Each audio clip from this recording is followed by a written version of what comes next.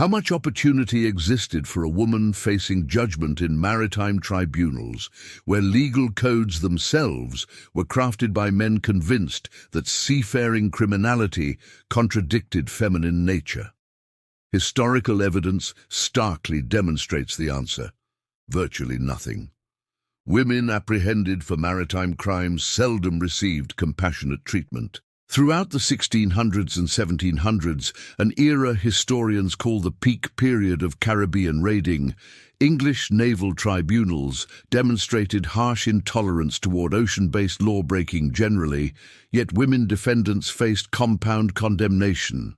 Their actions challenged both colonial authority and deeply rooted expectations about proper behavior for their sex. Legal proceedings occurred in temporary maritime courts, frequently convened in settlement areas such as Jamaica or New Providence. These tribunals functioned without citizen panels, and verdicts were largely inevitable. Though proceedings moved rapidly, dramatic elements were present. Evidence came from vessel commanders, military seafarers, and occasionally terrified crew members anxious about their own connection to maritime crime. Those facing charges possessed minimal protections. Anne Bonny and Mary Critchett, among history's most infamous women seafaring criminals, faced judgment in 1720 in Spanish Town, Jamaica. Official transcripts indicate that when Bonny received her death sentence, she responded acidly to her companion, Calico Jack. "Had you battled with courage, your execution might have been avoided." Their strategy? Declaring expectant motherhood. This legal maneuver, termed pleading the belly, represented one of few safeguards available to women. For Bonny and Red, this approach succeeded momentarily, though most women facing similar charges encountered different outcomes. Numerous others heard their sentences wordlessly, aware that condemnation had occurred well before testimony began. Executed at Wapping for maritime crime. The waterway flowed quietly past Wapping, yet spectator shouts disrupted the dawn's stillness. At London's notorious execution location, innumerable maritime criminals, both male and female, faced final moments, suspended from wooden structures above the Thames' dark currents. Britain's empire demonstrated its harsh response to seafaring crime here, and women criminals, though uncommon, received identical treatment. According to English maritime legislation, ocean piracy warranted capital punishment. The Legislative Act of 1698, enacted during King William III's reign, explicitly stated that any individual committing such offences would face execution. Unlike inland executions, these hangings were administered by naval authority, and the selected location, execution dock, represented symbolism. Criminals would perish alongside tidal movements that once represented their liberty.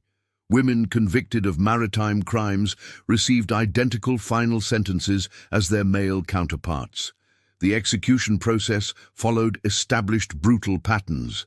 Condemned individuals were transported from Newgate Prison, displayed throughout London in wagons with military escorts, subjected to crowd ridicule. Upon reaching Wapping, they positioned themselves beneath hanging structures, occasionally with rope already secured around their throats. They experienced no sudden drop designed for instantaneous death.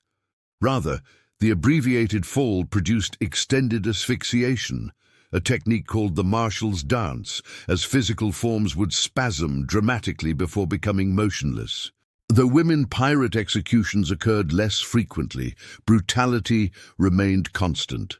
Mary Critchett, an American woman who enlisted with escaped prisoner crews turned maritime criminals in 1729, was apprehended near Virginia and prosecuted in Williamsburg. Declared guilty of seafaring crime, she received death sentencing and was executed without ceremony or postponement. No pregnancy claims rescued her. These community executions aim not merely to impose punishment, but to instill terror. Corpses of particularly notorious offenders remained suspended until 3 tidal cycles had covered them, a practice known as gibbeting. While this occurred more commonly for male criminals, the potential threat conveyed universal meaning. Maritime crime would face unforgiving consequences, irrespective of sex. Beneath hanging structures, women pirates transformed from mythical figures to cautionary tales, individuals sacrificed to maintain imperial dominance and social hierarchy. Prior to execution, numerous women pirates experienced whipping. Flogging, a long-standing and agonizing punishment, was regularly employed by maritime officials and colonial administrators to impose public degradation and bodily torment on captured criminals. For women, this punishment involved additional theatrical dimensions. Their physical forms became warning instruments, and assembled crowds were meant to absorb lessons through observed anguish. Flogging typically utilized the cat o' nine tails, a vicious implement of twisted rope strands, capable of shredding skin with every blow.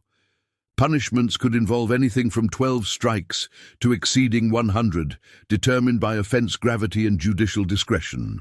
The punishment occurred publicly, frequently at harbors or outside detention facilities, where community members, including women and youngsters, would assemble to observe the display. In 1720, Anne Bonny and Mary Critchett, following their apprehension by Jamaican officials, were allegedly maintained in horrific circumstances and experienced severe mistreatment even preceding their legal proceedings. While no explicit documentation exists of flogging applied to them during detention, women pirates in additional colonies, including those captured along American colonial shores or Caribbean territories, regularly experienced flogging as sentencing components or interrogation methods. For maritime officials, flogging women pirates accomplished dual objectives: deterrence and humiliation. Women who had presumed to command or combat aboard vessels were publicly diminished, their blood combining with ocean breezes and stone pathways. These punishments transcended mere justice. They concerned domination, and suffering spectacles ensured messages traveled well beyond execution sites, compelled into forced relationships or bondage. Not every apprehended woman pirate proceeded to execution. In certain instances, particularly in Caribbean colonial harbors, West African ports, and American territories, women avoided execution, but instead endured existences involving forced partnerships, involuntary labor, or enslavement. Nevertheless, direct documentation of this outcome, specifically regarding women pirates, remains limited. Historians recognize that while maritime criminality remained predominantly male, women participating in seafaring crime could encounter diverse fates, influenced by their nationality, ethnicity, social standing, and colonial authority judgment. In Spanish and Portuguese territories, where distinctions between piracy-sanctioned raiding and slavery frequently overlapped, captured women from pirate vessels, particularly those of African or native heritage, were occasionally sold into servitude, regardless of their position as active participants or prisoners. Historical documents from Portobello and Cartagena throughout the late 1600s reference women removed from pirate vessels and categorized as war prizes.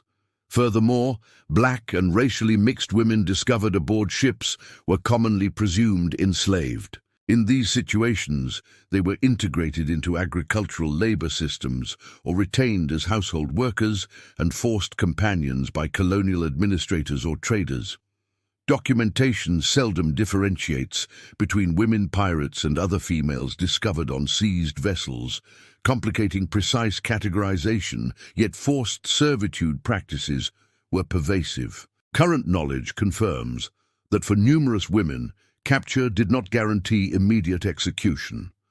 It signified vanishing into domestic spaces, agricultural estates or vessel compartments, deprived of personal identity, background and acknowledgement. A subtle obliteration, documented not through legal judgments, but through absence. Abandoned to perish on detention vessels, For certain captured women pirates, death arrived neither quickly nor publicly. It approached gradually, quietly, and invisibly within decaying hulls of floating prisons. These waterborne detention facilities, secured near colonial shorelines or British ports, were never intended for extended human imprisonment. Nevertheless, they became confinement locations for pirates, insurgents, and those designated as crown adversaries, occasionally including women. While comprehensive documentation of women pirates specifically perishing on detention vessels remains scarce, broader historical context is irrefutable. Captured women frequently endured identical harsh circumstances as men. Throughout the 1700s, as imprisoned populations expanded and shore-based facilities exceeded capacity, British naval forces and colonial governments utilized retired warships. These vessels, deprived of sailing equipment and left deteriorating in harbors, were stationed in locations including Portsmouth, Plymouth, and Kingston, Jamaica. Circumstances aboard these ships were appalling. Captives were restrained below deck in confined, lightless and airless compartments. Illness, particularly typhus, dysentery and smallpox, proliferated quickly. Nourishment was insufficient and frequently contaminated. Women on these vessels faced double jeopardy. Beyond hunger and disease, many suffered exploitation and brutal mistreatment, including various abuses by supervisors or mariners, though formal documentation rarely existed. Possessing neither protections nor official recognition, they were frequently excluded from documentation entirely. Upon these silent decks, history did not document executions. It documented disappearance, and within that disappearance, numerous women pirates' destinies were determined, disregarded not accidentally, but deliberately. Their punishments transcended mere sentences. They became mechanisms of intimidation, gender-based authority, and colonial domination. Women pirates' destinies exposed how profoundly maritime society feared women who challenged it. These narratives continue resonating in detention vessel silence and execution site darkness. What does their historical elimination reveal about authority, fairness, and commemoration? Share your thoughts. As the classical Roman chronicler Tacitus observed, the more decadent the government, the more abundant the regulations.